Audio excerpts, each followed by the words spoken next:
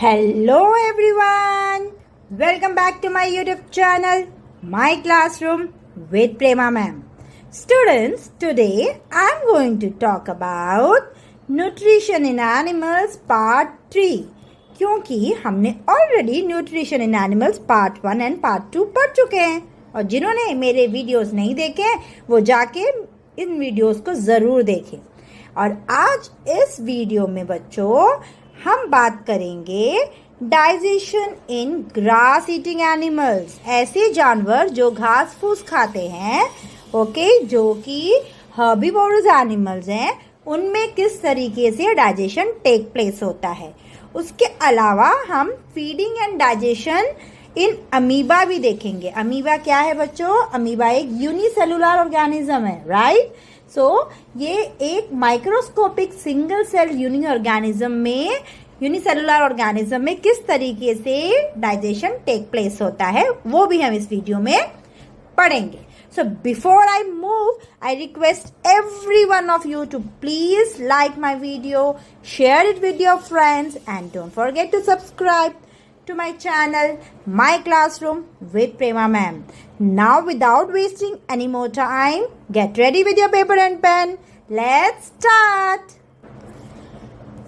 बच्चों, अगर हम ग्रास ईटिंग एनिमल्स की बात करेंगे, for example here I am going to talk about cows, buffaloes and goats. Okay, तो क्या खाते हैं बच्चों ये एनिमल्स? ये एनिमल्स खाते हैं ग्रास। ओके, अगर आपने इन एनिमल्स को देखा हो ध्यान से तो they are continuously chewing. Okay, जब आप इनको देखोगे तो कंटिन्यूसली इनका माउथ कैसा च्यू करते हुए हमको दिखता हुआ है। तो क्यों ऐसा वो करते हैं आज हम समझेंगे। Why are they doing it, why are they continuously chewing. Okay, so बच्चों ये घास खाने के बाद क्या करेंगे? ईट करते हैं, then they swallow it. Okay, but when they swallow it students, they are storing it in the stomach.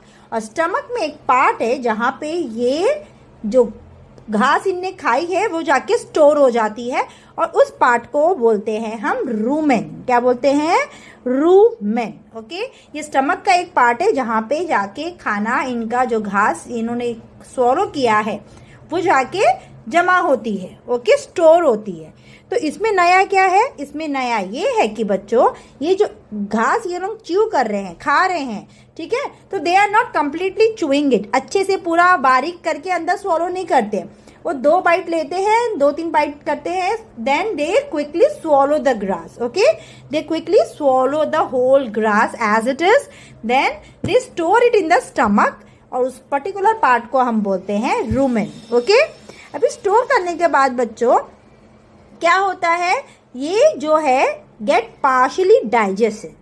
मतलब अभी देखो यहाँ पे आपको डायग्राम में दिख रहा है, ये काऊ ने क्या खाया? ग्रास खाया और उसने स्वॉलो कर लिया और कहाँ पे रखा? स्टमक का जो पार्ट है rumen, you can see here, this is a part of stomach rumen, उसने यहाँ पे उसको स्टोर किया।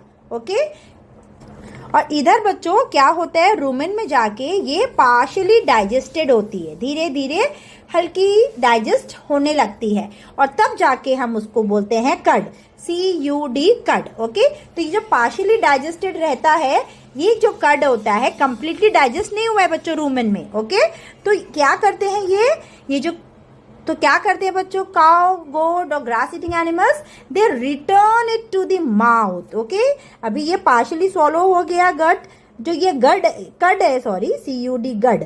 ओके, तो ये जो कड है, इस कड को वो लोग क्या करते हैं? वापस माउथ में लेके आते हैं, रिटर्न करके लेके आते हैं स्मॉल लम्प्स में। ओके, और फिर वापस ये उसको क्या करेंगे? च्यू करेंगे। So again they are chewing it. Okay, तो थोड़ा थोड़ा करके ये वापस लेके आते हैं माउथ में उस कड को, कहाँ से? रूमेन से, और फिर वो च्यू करते हैं। And that's the reason why these animals are called as ruminants. Okay, and इस प्रोसेस को हम बोलते हैं रूमिनेशन। रूमिनेशन का मतलब क्या है बच्चों? जो ग्रास ईटिंग एनिमल्स है उन्होंने ग्रास स्वॉलो करके रख दिया है अपने रूमेन में। रूमेन क्या है? Is a part of stomach जहाँ पे जो ग्रास है वो पार्शियली डाइजेस्ट होएगा और जो पार्शियली डाइजेस्टेड फूड है अभी जो, उसको हम बोलेंगे CUD, कड।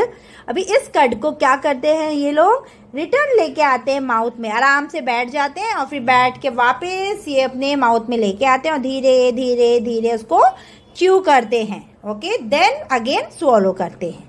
सो इस प्रोसेस को हम बोलते हैं rumination, and that's the reason why these grass eating animals are called as ruminants. Okay, इनको हम बोलते हैं ruminants.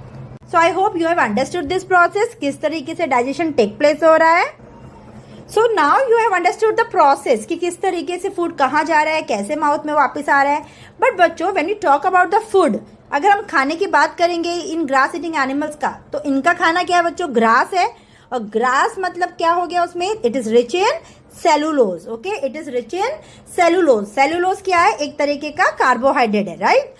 अभी जो रूमिनेंट्स है ना बच्चों, ये रूमिनेंट्स के ना जो रूमेन में, जो हमने बोला स्टमक का पार्ट है ना रूमेन, उसमें बैक्टीरिया प्रेजेंट रहता है. Okay, helpful bacteria.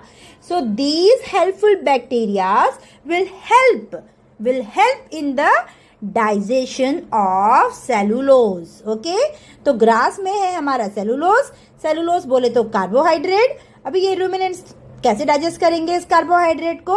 रूमिनेंट्स के जो रूमेन है उसमें प्रेजेंट होते हैं हेल्पफुल बैक्टीरियाज, और ये बैक्टीरियाज हेल्प करते हैं in the digestion of cellulose. Okay, you know students, even human gut can not digest cellulose because these bacterias are not present in humans.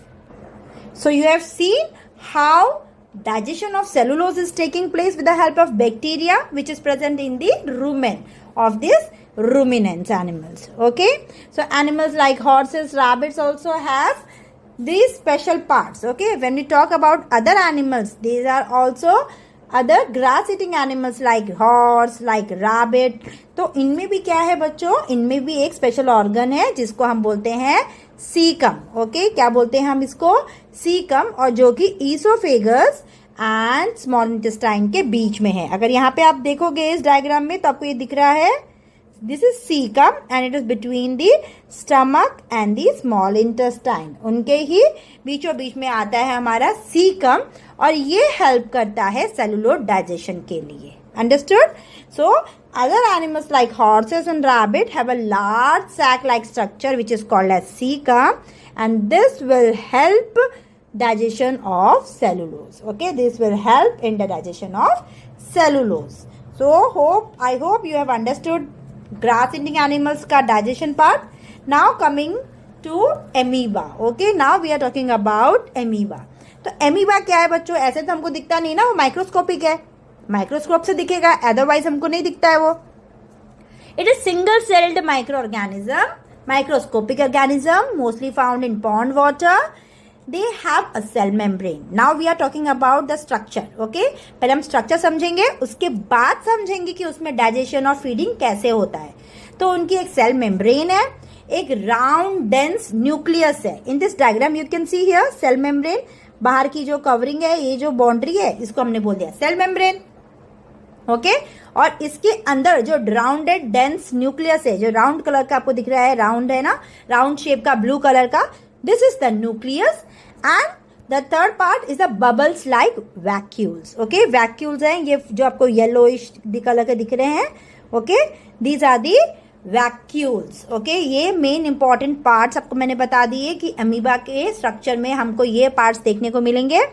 Outer side is the cell membrane, then is the rounded dense nucleus and the bubbles like vacuoles. Okay, तो इस तरीके से हमको structure समझ में आना है चाहिए पहले अमीबा का बच्चों, तभी हम डाइजेशन और फीडिंग को समझ सकते हैं. ओके, अभी हमको पता होना चाहिए कि जो अमीबा है ना बच्चों, बड़ा ही डिफरेंट तरीके का ऑर्गेनिज्म है. वो क्या करता है बच्चों? अपना शेप कॉन्स्टेंटली चेंज कर सकता है, अपनी पोजीशन चेंज कर सकता है. ओके, अगर हम डाइजेशन की बात करेंगे तो अभी आपको ये प्रोसेस यहाँ पे क्लियरली समझ में आ जाएगी. अभी ये फूड है, ठीक है, जो अमीबा को खाना है. तो इसने क्या किया बच्चों? इसने अपनी बॉडी से पुश आउट किया फिंगर लाइक प्रोजेक्शंस. अपनी बॉडी से क्या बाहर निकाला? फिंगर्स की तरह ऐसे ऐसे प्रोजेक्शंस बाहर निकाले, उंगलियों की तरह। जैसे हम कुछ पकड़ते हैं अपने हाथों से, वैसे ही अमीबा क्या करता है, फिंगर लाइक प्रोजेक्शन अपनी ही बॉडी से बाहर ऐसे प्रोजेक्ट करता है, जिसकी वजह से वो अपना फूड कैप्चर कर सके, पकड़ सके। ओके, तो ये क्या है बच्चों, इनको हम बोलते हैं, ये जो फिंगर्स लाइक प्रोजेक्शन है इनको हम बोलते हैं सीडोपोडिया। क्या बोलेंगे बच्चों इनको हम बोलेंगे pseudopodia. So these finger-like projections are called as pseudopodia. Okay, these false feet is known as pseudopodia. Okay, so this will help them for the movement as well as for capturing the food. The next process here you can see now वो engulf कर चुके हैं, ठीक है। Food को engulf करने के बाद digestion will take place, then later complete absorption, जो भी nutrient absorb होएगा। Assimilation is what it is the process by which the body is going to utilize this nutrient. Okay, then lastly क्या होगा, जो waste रहेगा, like our body, like every living organism, here also amoeba will throw out the waste from the body and this process is called egestion. Okay, this is the process जो कि amoeba में take place होते हैं। First they will engulf, okay, ingestion, they will digest, absorption take place होएगा, body utilise करेगी nutrients को, then finally waste product body से बाहर निकल जाएंगे, सेल से बाहर निकल जाएंगे। Okay, so I hope you have understood how digestion is taking place in amoeba. What is the role of food vacuoles, हमने इनके में फूड वैक्यूल्स का भी एक रोल पढ़ना है, ठीक है। हमने फूड वैक्यूल्स पढ़ा था ना, तो फूड वैक्यूल्स का रोल क्या होता है बच्चों, ये जो फूड वैक्यूल्स है ना, ये डाइजेस्ट करते हैं, ये डाइजेस्टिव जूसेस सिक्रीट करते हैं। ओके, जिसकी वजह से ये डाइजेस्टिव जूसेस एक्ट करते हैं, फूड को ब्रेक डाउन करने में हेल्प करते हैं, सिंपलर सब्सटेंसेस बनाते हैं। ओके, सो जो फूड वैक्यूल्स हैं वो क्या कर रहे हैं बच्चों, एंजाइम सिक्रीट कर रहे हैं। ये एंजाइम क्या कर रहे हैं, हेल्प कर रहे हैं डाइजेशन के लिए। So I hope you have understood how digestion is taking place in amoeba and grass-eating animals. So before I wind up, let's quickly revise what all we studied today in this video. First of all, we studied about the grass-eating animals, how they are digesting the food and why are they called as ruminants. Then other animals like horse and rabbits have a special organs like cecum. This also we studied. Also, last but not the least, we studied about how the digestion takes place in amoeba. I hope this video turns out to be really useful for you all guys. So before I leave, I request everyone to kindly like, share and subscribe to my YouTube channel, My Classroom with Prema Ma'am. If you have any doubt, you can comment below. Thanks for watching. Bye bye. Keep studying.